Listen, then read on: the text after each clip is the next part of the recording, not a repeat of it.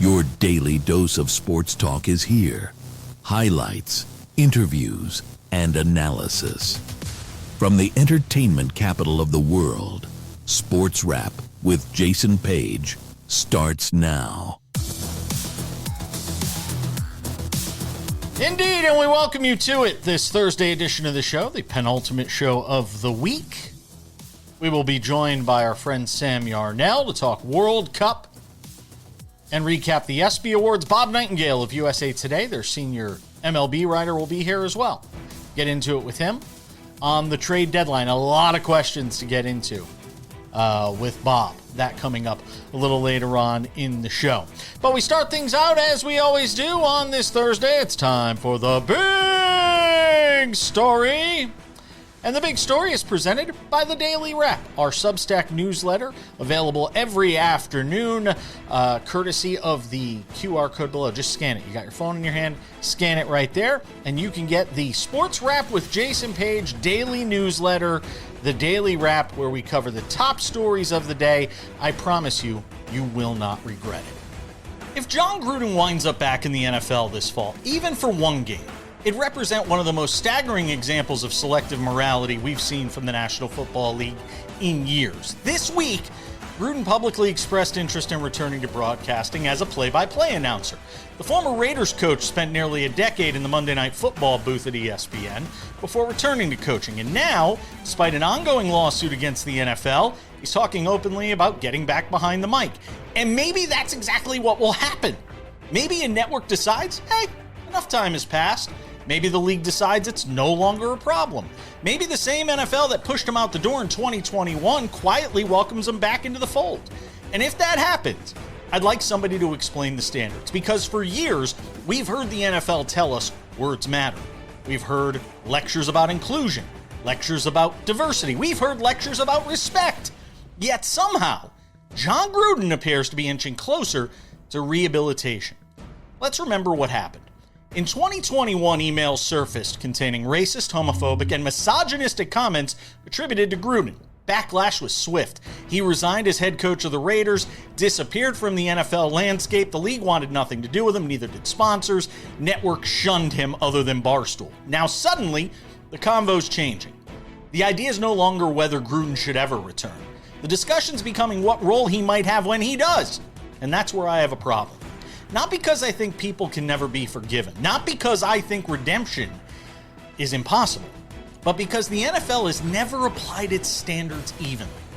If we're going to talk about second chances, let's talk about who gets them. Let's talk about Colin Kaepernick.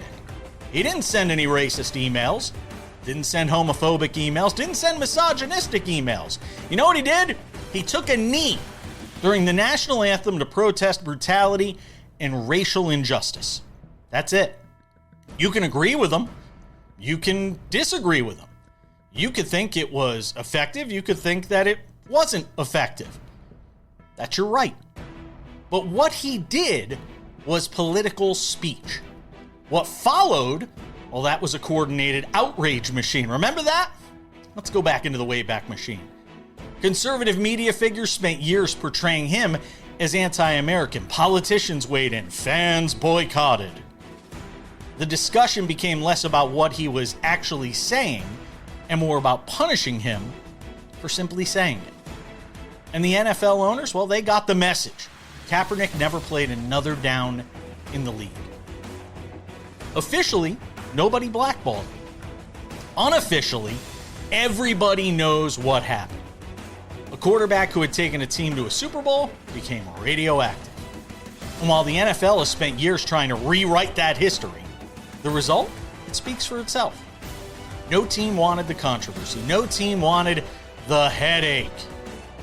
Remember, can't have locker room distractions. No executive wanted the phone calls. So Kaepernick's career ended. Now compare that to Gruden. One man protested. The other man's emails contained language that the league itself deemed unacceptable. One man lost his career, never got it back. The other may soon be welcomed back into NFL broadcasts. And make no mistake about it, he still wants to coach. How exactly does any of this make sense? What message does that send? Because if we're being honest, the NFL's history suggests that certain offenses are forgivable and others aren't. If your controversy threatens the league's image for a news cycle, you might be able to come back. And if your controversy challenges power structures, embarrasses owners, or forces uncomfortable conversations, well, that is a different story. That's when doors stay closed. And let's not forget another wrinkle in all of this. John Gruden is currently suing the NFL. His lawsuit against the league and Roger Goodell remains active after winning significant legal victories that have allowed the case to continue moving forward. Think about that for a second. The same league he's accusing of damaging his career could ultimately benefit from his football expertise again. The same league he's fighting in court could potentially help facilitate his return to the public spotlight. Only the NFL could turn that into a plausible scenario. Look, John Gruden unquestionably knows football. Nobody debates that. He was a successful coach. He was a successful broadcaster. He has a personality that works on television. There are executives somewhere who see ratings potential. I understand all of that. I've worked in this industry a long time. What I don't understand is how the NFL continues to pick and choose when principles matter. If inclusion matters, then it should matter. If accountability matters, then it should matter. If redemption matters, then it should matter for everyone. The problem is that the league has spent years sending mixed messages about all three. And that's why the prospect of John Gruden returning feels so wrong. Not because it's shocking. Not because it's impossible. Because, to me, it exposes how inconsistently these standards have always been applied. The NFL has every right to make whatever decision it wants. Networks have every right to hire whoever they want. But also, fans have every right to ask questions, and they should. Questions about fairness. Questions about accountability. Questions about who gets forgiven, who gets forgotten.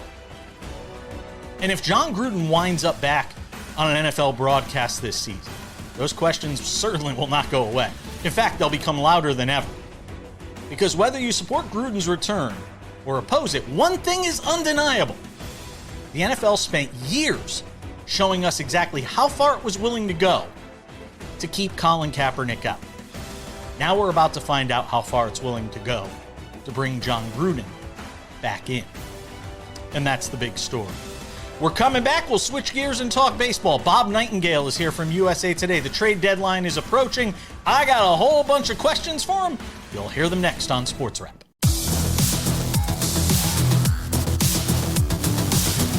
Welcome back to the show. I've had my say in the big story. We'll switch gears away from the John Gruden conversation. Talk about the World Cup.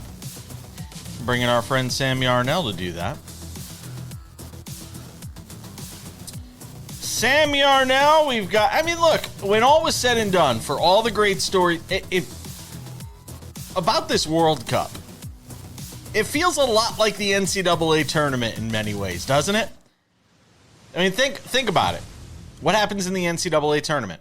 You have the round of 64, you get some upsets, everything, oh my God, Cinderella stories, Cape Verde, all this stuff. And then by the time you get to the Final Four, it was chalk.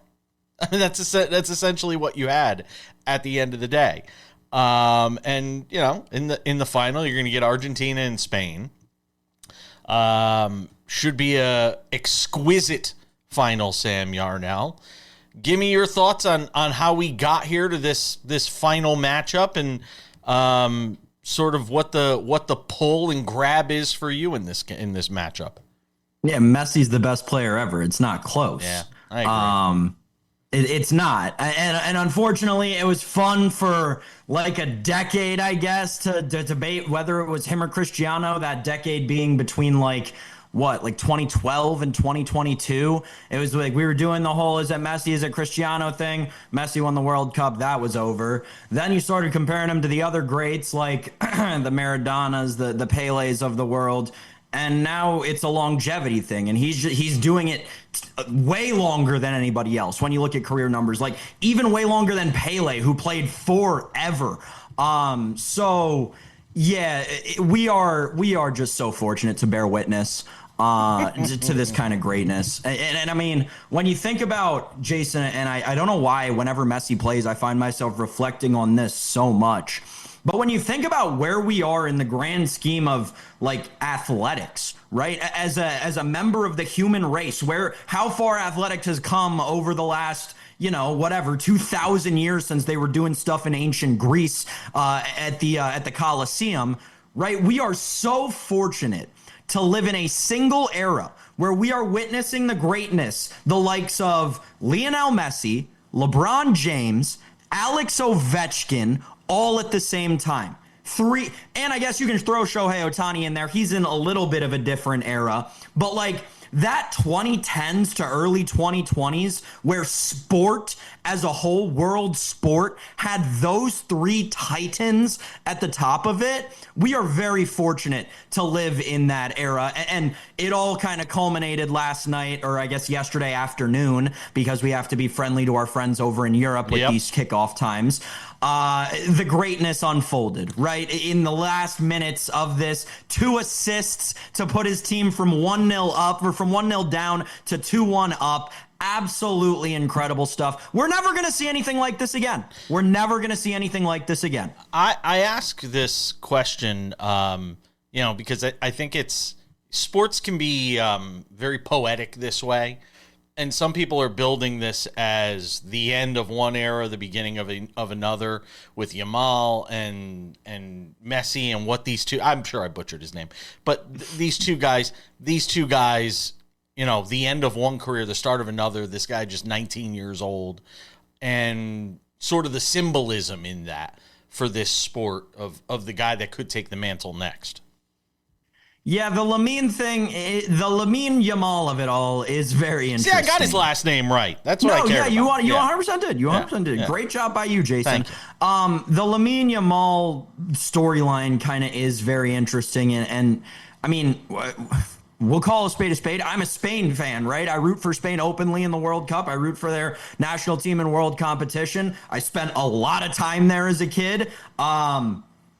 And I think that within the entire world, we all point out, oh, Lamine Yamal, oh, he always beats Mbappe, oh, he's one of the best players in the world. He hasn't been very good for Spain this tournament, especially recently. He's been kind of quiet. So, especially with someone as young as Lamine is, you get very concerned with all these narratives and a guy who, quite frankly, Jason, hasn't proven it at that big of a stage yet. Hasn't proven it at the biggest stage in world soccer, right? So the Lamine narrative as a Spain believer makes me nervous in all of it. But as you can kind of tell, the way I've been talking about it, the way I love Messi and the way I love Spain, I am not going to lose watching this World Cup final. I cannot wait for it. And look, if Lamine shows up in one match, all of that narrative all over. It all changes. And you look at the odds on the game right now. Spain to lift the cup -150 over on FanDuel. Argentina +130. Sam, do you sense there'll be any shift in that number between now and Sunday? That's a great question. I don't know. The World Cup, man, the World Cup is so tricky because you're not, again, this is what happens when you bet on international events, Jason. You and I talk about it. It feels like whenever the Olympics come around, or when, like even the World Baseball Classic to an extent, we were kind of talking about this, right? There is always, when you have an international event that is bringing eyes from other countries the way that these do, those markets, you can almost throw them out the window, right? There are so many people in so many places betting so much money on every different team, every different outcome, every different player to score, man. It feels like when you have a market like this, it's go with your gut, do your research, whatever you got to do. The market is going to be what the market is. There's so much money coming in from every different direction. Golden Boot winners given to the players scored the most goals. Messi right now -200. Mbappe is +150. For the Golden Ball, which is the player of the tournament, Messi -750. And then Rodri is +750. So it's basically Messi's award to lose right now. Yeah, it's gonna be Messi for the Golden Ball. So the Golden Boot is it's tied right now going into the final. Mbappe and Messi each have 8. The thing is, the tiebreaker is assists, and I believe Mbappe still has 1 or 2 more assists than Messi does. So the bet on Mbappe is betting on Messi not to have either 1 goal or multiple assists, which obviously I wouldn't touch that with a 10-foot pole. Feels like, man, this is going to be crazy. Messi's going to win the Golden Ball and he's going to win the Golden Boot, and his team might not even win the freaking match. I was going to say, short of like missing a PK in PKs, if this thing goes very long, I don't see any way Messi doesn't win that Golden Boot honor. So we'll see what happens. But going to be fun to watch on Sunday. It'll be the first match that I watch fully since the U.S. got eliminated from the tournament, because once the U.S. got eliminated, that's sort of where I was. Sam will return later. We've got an ESPYs recap for you. Bob Nightingale is next.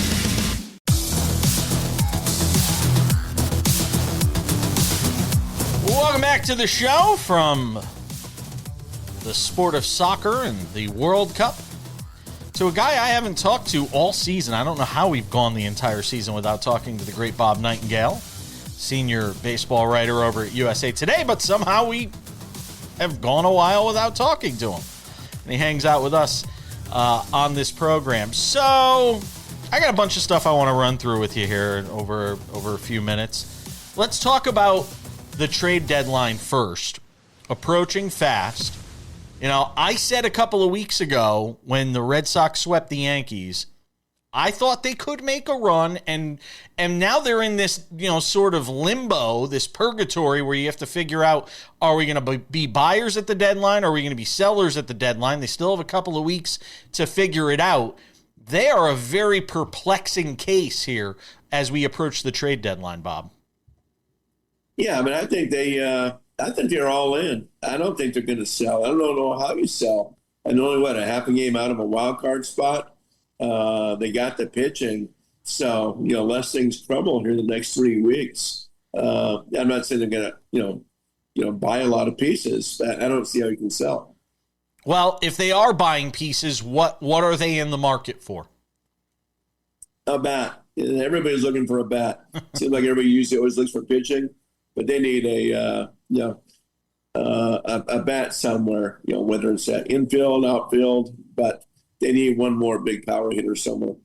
I wonder where they go for that. I wonder where you sort of start to reach out, because part of the problem, Bob, and this, is with the expanded playoffs and all these teams that are in the mix, sans 2 or 3 teams in each league, nobody's out of it as of today.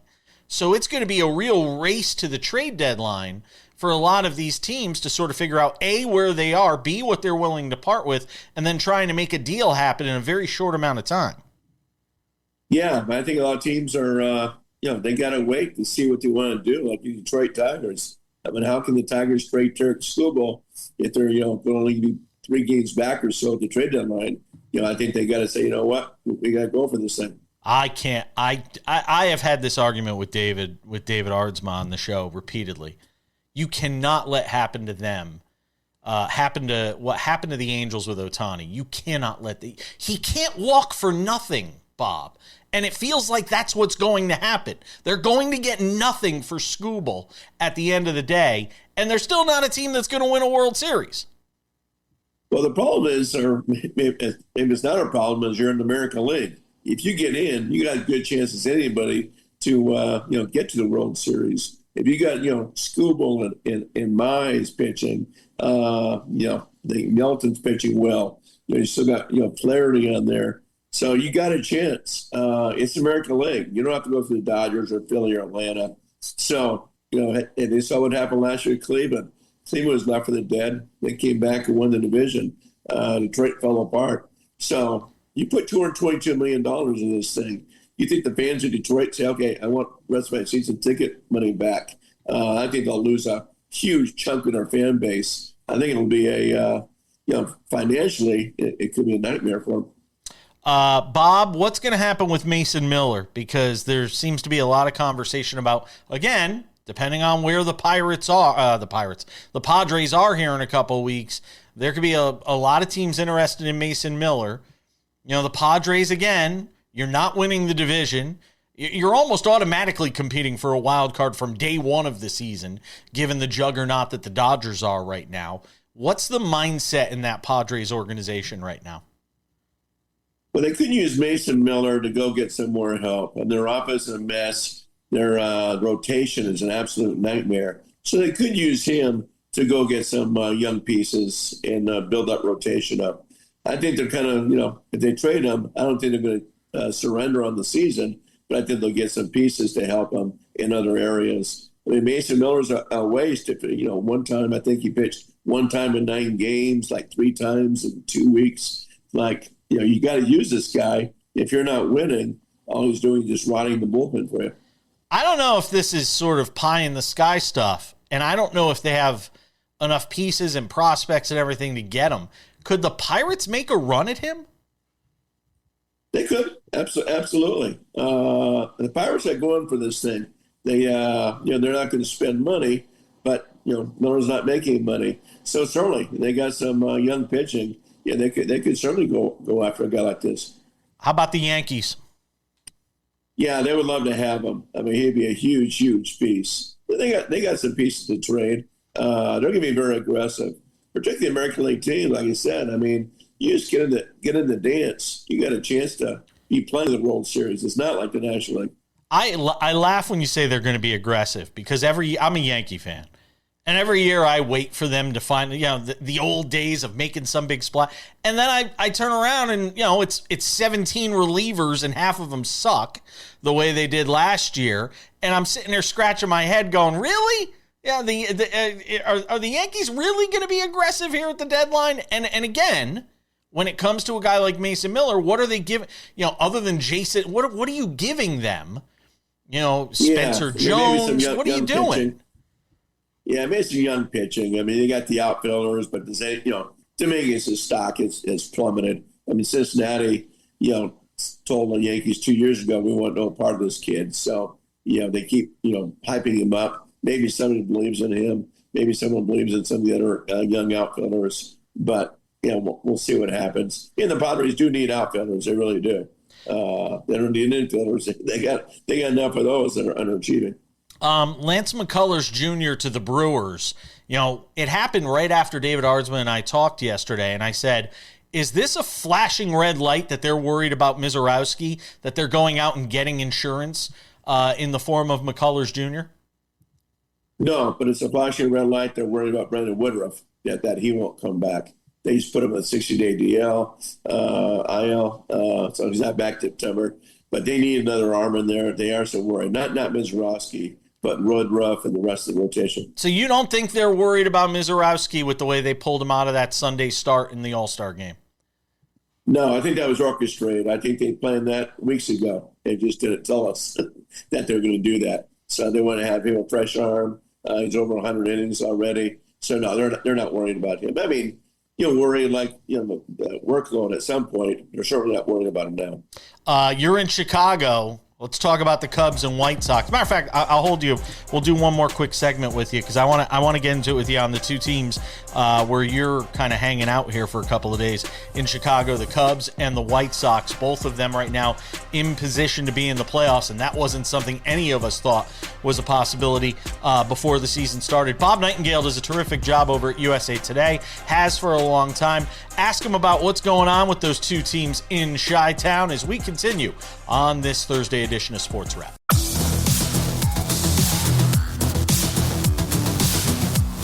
All right, halfway home on this Thursday edition of the show. Sam Yarnell returns. We'll recap the ESPYs. And while I have you, I don't want to age you here because I know there's no way you were covering Major League Baseball in 1993. You're not that old, right? Please tell me I'm right. 93? Yeah. Yeah, I was covering them. You were? You were covering baseball in 90? You don't look old enough to have been covering baseball in 93. I was covering the Los Angeles Angels for the LA Really? Times. Yeah. So then you will appreciate this. I saw this Jim Abbott thing last night at the ESPYs, and I still get the feels to this day thinking about his no-hitter in 93 for the Yankees. It is remarkable. I mean, I was just a teenager. I was in high school, rooting for the Yankees back then when they weren't very good. But to think about what Jim Abbott accomplished, when you see him get this award last night, what sticks out in your mind when you think of Jim Abbott? Yeah, just a class act. It's like I remember when the Angels drafted him, like, oh man, it's just a novelty thing just to sell tickets. But hey, he was a very good pitcher, role model. It's unbelievable how much time he had for kids with disabilities. He used to show me the letters he would get. So yeah, just a great guy. I mean, a true role model for so many young kids. It's amazing the difference he's made in so many kids' lives. Yeah, it is. And it was nice to see him get his flowers last night because I felt like he really deserved that. So you're in Chicago, Cubs and White Sox. Who the hell had the White Sox, being a playoff team, let alone potentially a division winner out there in the AL Central? They get Murakami back now for a run here in the second half.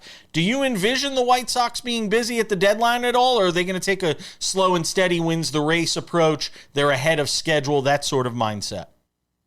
Yeah, I think the latter, Jason. I mean, you're not going to trade away prospects. I mean, they've stunk to the high heavens the last few years by getting those prospects. So you're not going to just give them back, and try to go for it. So no, they'll make some moves. They'll take on some money for sure if if the right deal comes along. But they're not going to trade, a top 10 prospect to go for this thing. They're ahead of schedule. They're maybe 2 years ahead of schedule, at least one.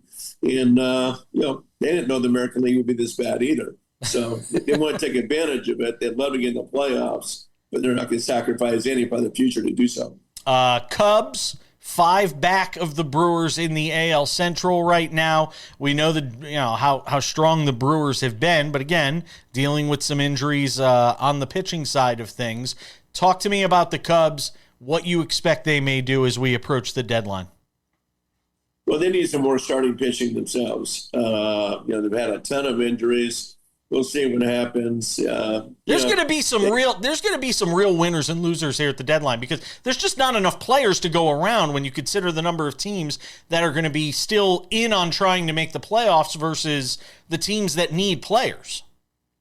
Yeah, I think the true winners will be the sellers because there's hardly any pieces. So it's got supply and demand. So if you got the supply, you're going to have all kinds of teams coming after you. What are the Giants going to do with Luis Ariz?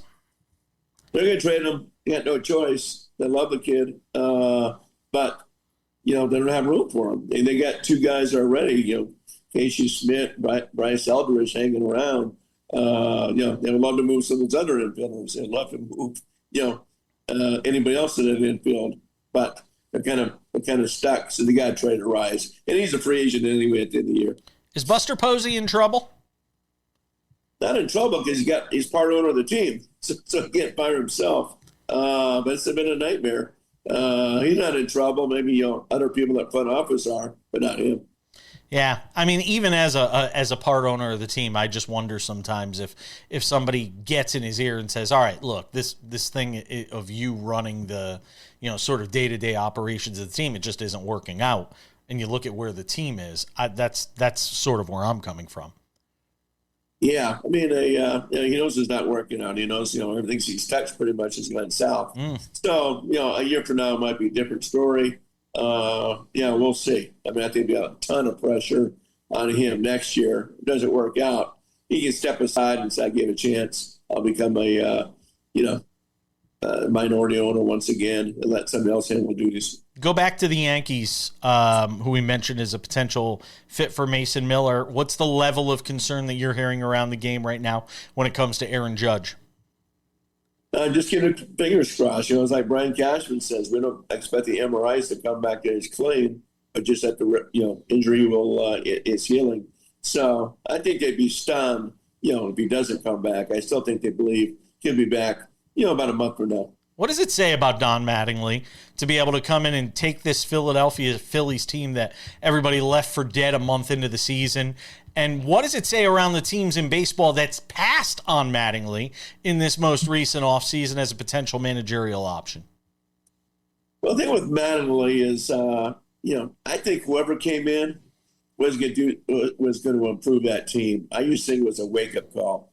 Mattingly's personality is almost identical to Rob Thompson. He didn't come in and do some fiery speeches. I think all that Mattingly's hiring did was a wake-up call to players. Like, you just got a good guy fired. There's no way in the world this guy should have been fired, but because of your performance, you got him fired. So, like I said, nothing against Mattingly, but just his personality is so close to Thompson. It just was a new face. That's it. Last one. Let's play word association. I say New York Mets. You say? Disaster. They're going to be selling everybody off. I mean, I think Lindor's gone. Wow. At some point. I don't see trade deadline too tough to work out that contract. But the offseason, yeah. Wow. Steve Cohen can't be very happy. It's been a rough season for the Amazons. Bob Nightingale, USA Today, does a terrific job on Major League Baseball over there. Appreciate you, my friend. Be well. Enjoy the second half. Maybe I'll see you out in Arizona soon. All right. Look forward to it. Take care, Jason.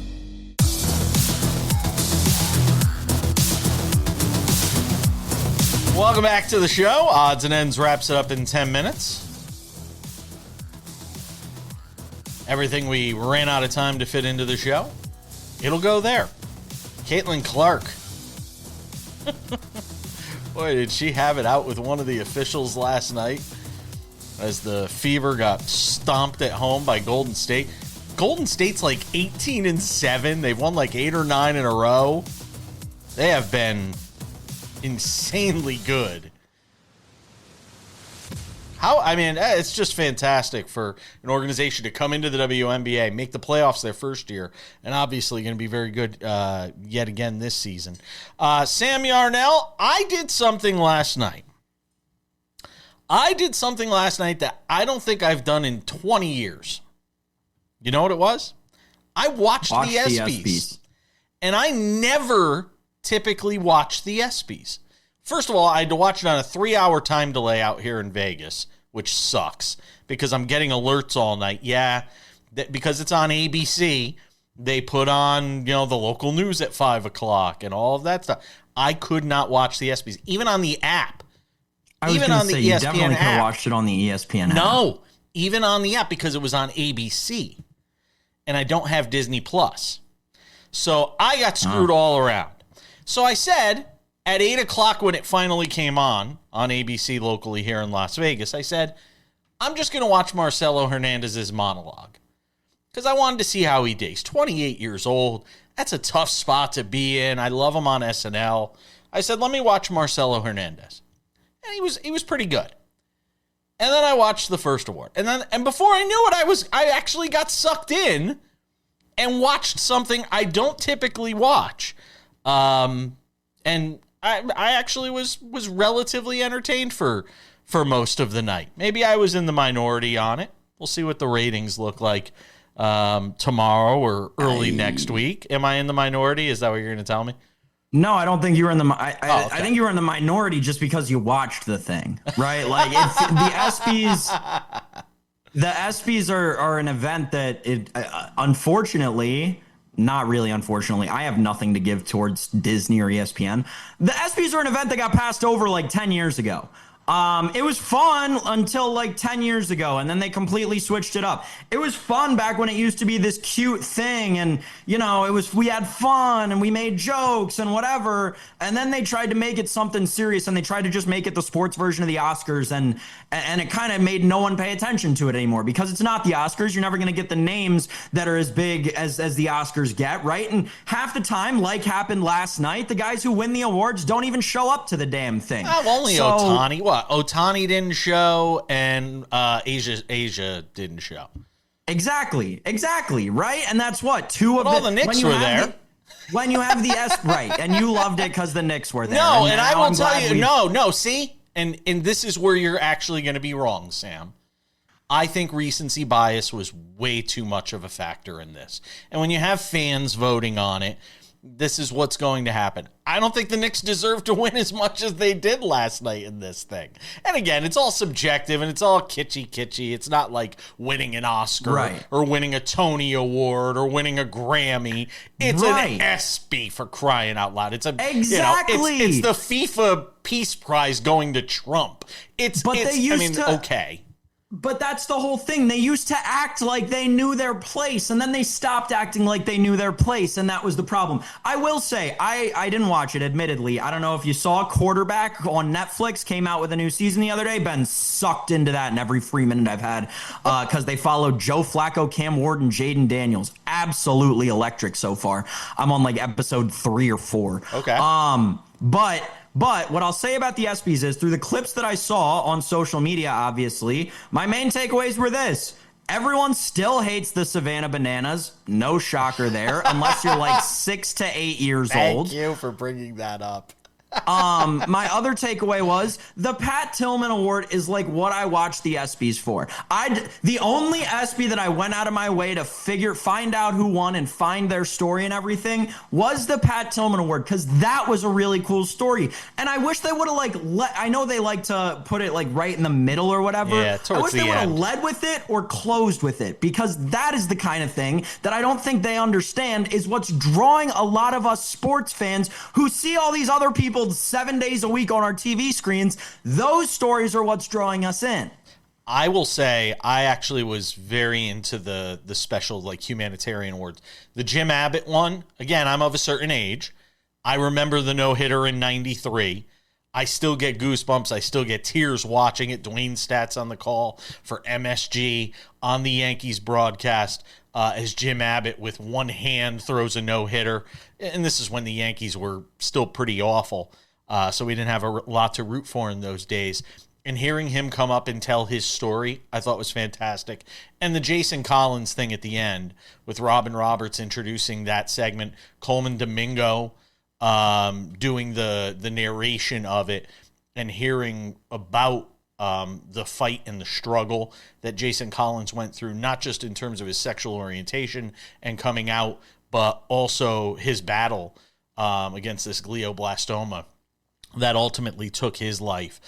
Those are the moments that I'm tuning in for. I mean, Fernando Mendoza getting up there and doing his scripted, sort of BS that he does. I'm just like, okay, whatever. I'll wait for the real thing when it's out here, next season when the Raiders are 7-10 or 6-11. And again, the Knicks stuff to me reeked of recency bias. And I'm the biggest Knicks fan around. But them winning everything that they were basically in didn't do much for me, Sam. It's also like and I'll be very quick here. The concept of an all sports award show just doesn't work because there's no true off season. No. There's no time when you can get every athlete together. Yeah, and this is the closest that they can come. Sam, we will see you next week. We are back with Odds and Ends next.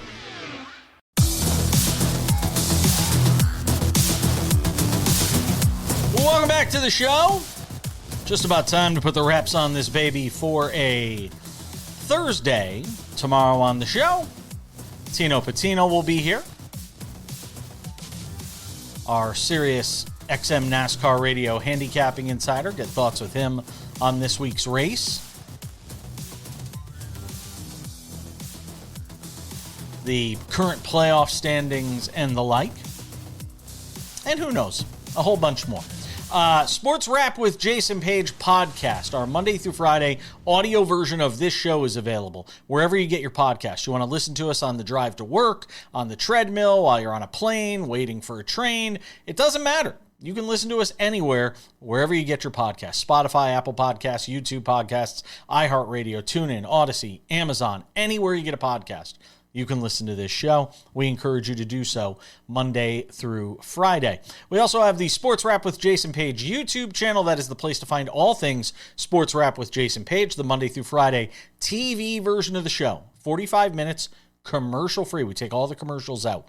Available for you each afternoon. We encourage you to go subscribe to the channel. Extended conversations available there. Sports Wrap Shorts available there as well. When news breaks, something big, we jump in with Sports Wrap Shorts.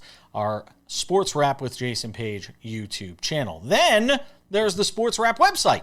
We've worked really hard on this, so we want you to go and check it out. Sportswrap.tv is the place to find anything related to the show.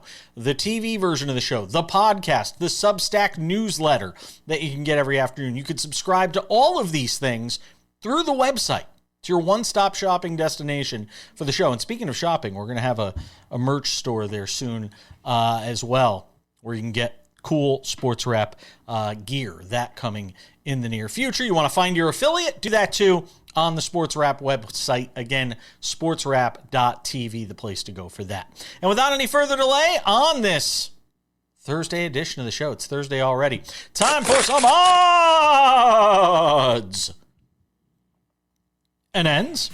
Odds and ends. Caitlin Clark was at her wit's end, like what I did there, on Wednesday night when the Fever were losing at home. And I gotta say, I mean, they might have led for a minute in this game, and they got close at times in the third quarter. This was as impressive an effort as I've seen from a WNBA team all season long. Golden State going into Cambridge and beating thoroughly Caitlin Clark and Stephanie White's Indiana Fever by double digits. I think they've won like 8 or 9 in a row now. I think they're 18-7 on the season. This is a team that made the playoffs as an expansion team last year. They're going to make the playoffs this year too, and they might do a lot more than that. They are extremely deep. They are dogged on defense, and maybe a little too dogged for Caitlin Clark, who took a shot to her knee, I guess. She had a leg contusion that she suffered in this game. This is an image of her going after the officials after a drive to the basket where she got bumped by one of the players from Golden State. And I gotta say something, and this is not me piling on Caitlin Clark, because anybody who listens to the show knows we have a lot of love for Caitlin Clark on this show. But now she's whining about every single call at every moment in the game. And I am sorry, that's just not going to work. It's not going to work. You're showing that it's getting to you right now if you're Caitlin Clark. She's having some serious problems. She didn't shoot the ball well in this game. She turned it on a little bit late in the fourth quarter, but it was way too little too late for this Fever team that is going to need her to be Caitlin Clark if they are to win a championship. And that's the goal now when you talk about this franchise. It's no longer about being entertaining and competitive and Caitlin Clark selling tickets. Now it's about winning championships in her third full year in the league. This was not a good sign for this team last night from what I saw. Just from that one game, which did not look good. They got a couple of big games coming up, including one against the Liberty, some back-to-backs. We'll see how much Caitlin Clark plays as they continue to monitor her health, which is also continuing to be an issue. Bam Adebayo and Tyler Hero. You may have heard about this over the weekend where Bam Adebayo slugged Tyler Hero. Didn't like some things that Tyler Hero had written after departing from Miami and being traded to Milwaukee. Well, the NBA is not going to get involved. They have said there will be no fines, no suspensions for Bam Adebayo when it comes to this incident with Tyler Hero.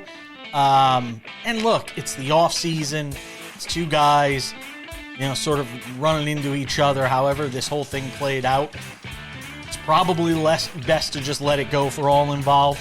But if you're Draymond Green, you are probably sitting there going, hey, I slugged one of my teammates and I got in all sorts of trouble. Why isn't Bam Adebayo getting in any trouble? Just saying. Then again, you take the track record of Draymond Green, the track record of Bam Adebayo. You can do the rest for yourself. Odds and ends, they aren't ending it. They're just starting the Open Championship, the 145th edition of the Open Championship at Royal Birkdale. Jackson Suter, as of the time we put this together, was 5 under leading the way. We'll see where things fall at the end of play on Thursday. They are late in the first round at Royal Birkdale, and we will obviously keep you updated on the championship as we go through. A lot of times it's taking place as we're doing the show, so it's one of those events that's a little more difficult for us to cover. Final major of the golf season. Looking forward to seeing where the chips fall at Royal Birkdale.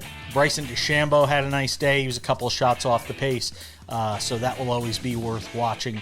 Rory McIlroy struggling coming down the stretch of his opening round. Again, we'll keep you posted on all of it, update you on tomorrow's show. And that's going to do it for us on this Thursday edition of Sports Wrap. Thank you to Sam Yarnell for hanging out with us as always. Our friend Bob Nightingale, who we saw for the first time this season from USA Today, and all of you at home for watching. I'm Jason Page. That does it for Sports Wrap. We'll see you back here on Friday. Bye-bye.